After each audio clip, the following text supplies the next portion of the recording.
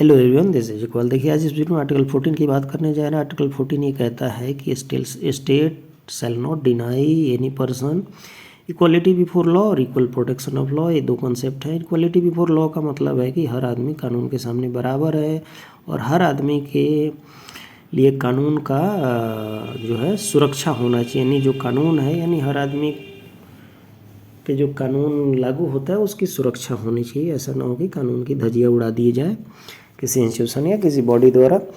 अब ये दो कंसेप्ट हैं, हम इसको आगे डिस्कस करेंगे। देखिए, जो प्रोविज़न है ये आर्टिकल 14 का, यानी आर्टिकल 14 जो है फॉरेनर और सिटीजन दोनों को उपलब्ध है। अब जो पर्सन है ना, पर्सन का यहाँ मतलब जो है उसमें लीगल पर्सन भी इंक्लूडेड है, like statutory corporation, company, registered society और any other type of legal person, है ना। यानी जो बॉडी है, निगम है ना, कंपनी है, ये सारे इसमें इंक्लूडेड है, यानी इनके साथ भी भेदभाव नहीं किया जा सकता।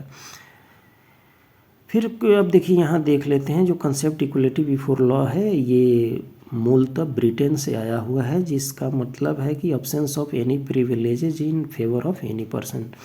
यानी किसी भी आदमी को कोई विशेषाधिकार देने से ये आर्टिकल मना करता है, यानी हर आदमी को सामान्य अधिकार मिलेगा।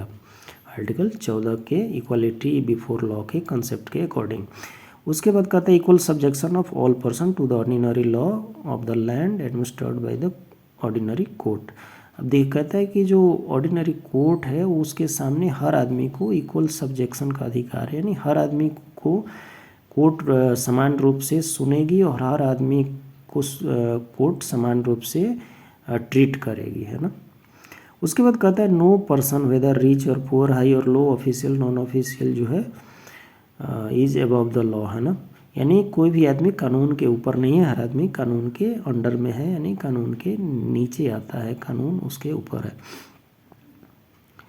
फिर इक्वल प्रोटेक्शन ऑफ लॉ है, ये मूलतः यूएसए से आया है। इसके भी कुछ मीनिंग है, उसको देख लेते हैं। देखिए, इसका मतलब है equality of treatment under equal circumstances whether it comes to the privileges और लाइबिलिटीज। कहता है कि equal treatment under equal circumstances, यानी सर्कमस्टांसेज अगर समान है तो सबको समान रूप से ट्रीट किया जाएगा, चाहे वो उनको प्रिविलेजेस मिल रहा हो या उन पे कोई लाइबिलिटीज इम्पोज किया जा रहा हो, सब पे समान रूप से कानून के द्वारा चाहे प्रिविलेजेस दिया जाएगा या लाइबिलिटीज इम्पोज किया जाएगा। उसके बाद कहता है कि similar application of the same law to the all person who are similarly situated. यानी अगर लोग समान सिचुएशन में हैं तो उनको समान रूप से उन पे कानून लागू होगा, यानी कानून के नज़र में सभी लोग समान हैं जो कि समान सिचुएशन में हैं, यानी उनके साथ किसी टाइप का भेदभाव नहीं किया जाएगा कानून के द्वारा। उसके बाद कहता है कि like should be treated alike without any discrimination. इसी का मतलब विस्तार हो जाता है कि लाइक शुड बी, यानी जो समान है उनको एक समान ट्रीट किया जाएगा विदाउट एनी भेदभाव। अब देखिए, equality before law is a negative concept while equal protection of law is a positive concept. आप सोचिए क्यों, है ना, फिर भी मैं बता देता हूँ। देखिए, ये पॉजिटिव इसलिए हो जाता है इक्वल प्रोटेक्शन ऑफ लॉ, चूँकि ये स्टेट को कुछ करने के लिए रोकता नहीं है, लेकिन इक्वलिटी बिफोर लॉ जो है स्टेट को रोकता है, यानी ये लिमिट कर देता है स्टेट के पावर को। स्टेट जो है स्टेट को ये फॉरबिड करता है कोई विशेषाधिकार देने से या प्रिविलेजेस देने से। वहीं पे जो इक्वल प्रोटेक्शन ऑफ लॉ है ये स्टेट को फॉरबिड नहीं करता, बल्कि स्टेट को एक्शन लेने के लिए अलाउ करता है कि आप एक्शन लीजिए और इक्वालिटी लाइए, है ना। हाउएवर नेगेटिव या पॉजिटिव होने के बावजूद भी दोनों कॉन्सेप्ट जो है ये इनका जो एम है वही है कि establish the equality of legal status, opportunity and justice, है ना। Legal status, equality of legal status, यानी कानूनी स्थिति में जो है ना, कानूनी पोजीशन जो है सभी लोग समान हों, अवसर के लिए भी सभी लोगों को समान ट्रीट किया जाए, यानी सभी लोगों को अवसर समान रूप से उपलब्ध कराया जाए, और जस्टिस भी, यानी न्याय भी सबके लिए समान रूप से उपलब्ध कराया जाए।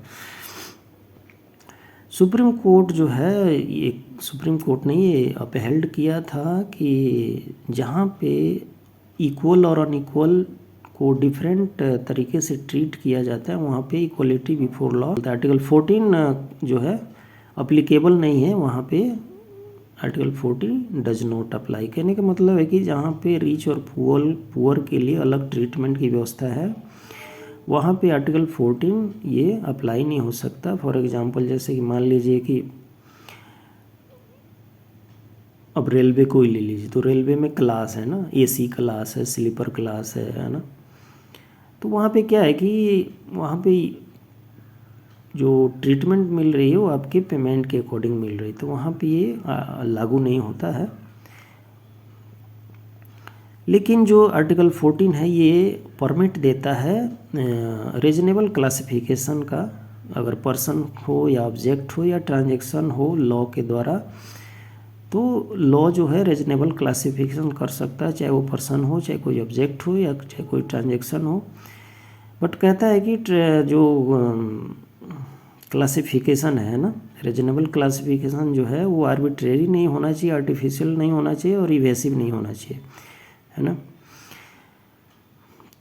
Rather it should be based on intelligible differential और सब्सटेंशियल डिस्टिंक्शन। अब देखिए कहते हैं कि जो क्लासिफिकेशन करना है, रीजनेबल क्लासिफिकेशन, वो इंटेलिजिबल होना चाहिए, यानी उसमें बुद्धि और तर्क का इस्तेमाल किया गया होना चाहिए और तब जाके वो क्लासिफिकेशन होना चाहिए। तो इस वीडियो में इतना ही, मिलते हैं अगली वीडियो में, तब तक के लिए थैंक यू।